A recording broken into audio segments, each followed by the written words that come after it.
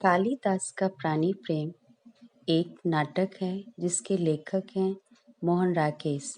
मोहन राकेश का जन्म पंजाब के अमृतसर में सन 1925 ईस्वी में हुआ था।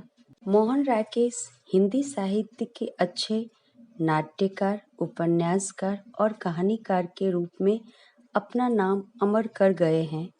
इन्होंने डायरी, संस्मरण, जीवनी, निबंध, पत्रकारिता तथा अनुवाद के क्षेत्र में भी ठोस योगदान दिया है। राकेश जी का नाटक आषाढ़ का एक दिन बहुत ही विख्यात और चर्चित नाटक है। यह नाटक आषाढ़ का एक दिन से केवल एक अंश ही कालिदास का प्राणी प्रेम शीर्षक से प्रस्तुत किया गया है। नाटक के दो प्रमुख पात्र हैं, मल्लिका और कालिदास। कालिदास बाण से घायल हिरण शावक को बचाने के लिए हर संभव कोशिश करता है। उनका मानना है कि पशु पक्षी हमारे मित्र हैं, अतः उनका हनन नहीं होना चाहिए। इस तरह से राकेश जी ने कालिदास का प्राणी प्रेम प्रकट किया है।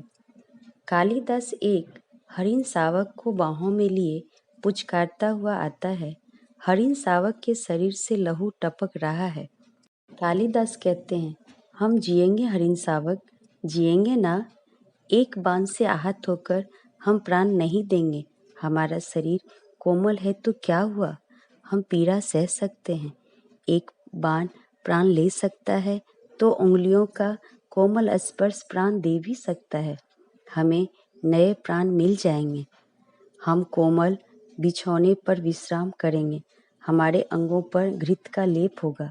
कल हम फिर वनस्थली में घूमेंगे। कोमल दुर्वा खाएंगे ना, खाएंगे ना। इतने में मल्लिका आती है। मल्लिका कहती है, यह आहत हिरण शावक, यहाँ ऐसा कौन व्यक्ति है जिसने इसे आहत किया है? कालिदास मल्लिका को कहते हैं, मल्लिका थोड़ा दूध हो तो किसी भाजन में ले आओ। मल्लिका दूध लाने जाती है। मल्लिका दूध लाते हुए कहती है, माँ आज बहुत रुष्ट है। माँ को अनुमान हो गया कि वर्षा में मैं तुम्हारे साथ थी, नहीं तो इस तरह भींग ना आती। माँ को अपवाद की बहुत चिंता रहती है। कालिदास कहते हैं, दूध मुझे दे दो और इसे बाहों में ले लो। दूध का भाजन उसके हाथ से ले लेता है। मल्लिका हिरण शावक को बाहों में लेकर उसका मुंह दूध के निकट ले जाती है। इतने में राजपुरुष दंतुल द्वार के पास आकर रुक जाता है।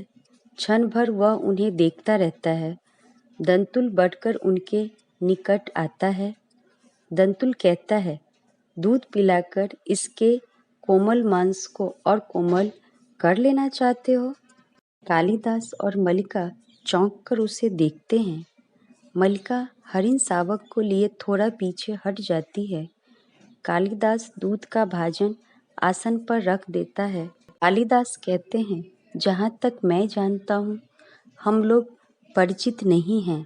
तुम्हारा एक अपरिचित घर में आने का साहस कैसे हुआ?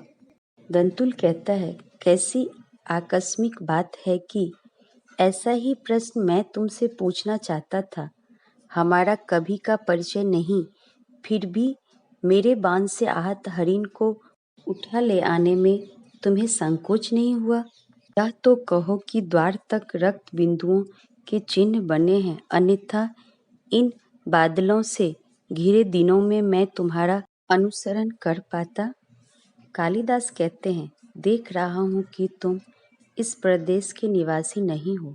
इतने में दंतुल कहता है, मैं तुम्हारी दृष्टि की प्रशंसा करता हूँ। मेरी वेशभूषा ही इस बात का परिचय देती है कि मैं यहाँ का निवासी नहीं हूँ। कालिदास कहते हैं, मैं तुम्हारी वेशभूषा को देखकर नहीं कह रहा। इतने में दंतुल कहते हैं, तो क्या मेरे ललाट की रेखाओं को देखकर जान पड़ता है कि चोरी के अतिरिक्त सामुद्रिक का भी अभ्यास करते हो? ये शब्द सुनते ही मल्लिका चोट खाई सी आगे आती है। मल्लिका कहती है, तुम्हें ऐसा लांछन लगाते लज्जा नहीं आती? इतने में दंतुल कहता है, क्षमा चाहता हूँ देवी, परंतु यह हरिण शावक जिसे बाहों में लिए हैं, मेरे बाणों से आहत हुआ है, इसीलिए यह मेरी संपत्ति है। मेरी संपत्ति मुझे लौटा तो देंगी। कालिदास कहते हैं, इस प्रदेश में हरिणों का आखेट नहीं होता राजपुरुष। तुम बाहर से आए हो, इसीलिए इतना ही पर्याप्त है कि हम इसके लिए तुम्हें अपराधी ना माने। दंतुल कहता है, तो राजपुरुष के अपराध का निर्णय गांववासी करेंगे। ग्रामीण युवक, अपराध और न्याय का शब्दार्थ भी जानते हो। कालिदास और दंतुल के इस तरह से तर्क वितर्क के बाद कालिदास मल्लिका की ओर संकेत करते हुए कहते हैं कि हरिण शावक को ले जाओ और उसको विश्राम कराओ। इतने में अंबिका सहसा अंदर आ जाती है।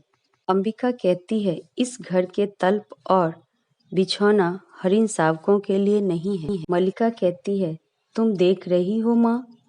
अंबिका कहती है, हाँ देख रही हूँ, इसीलिए तो कह रही हूँ।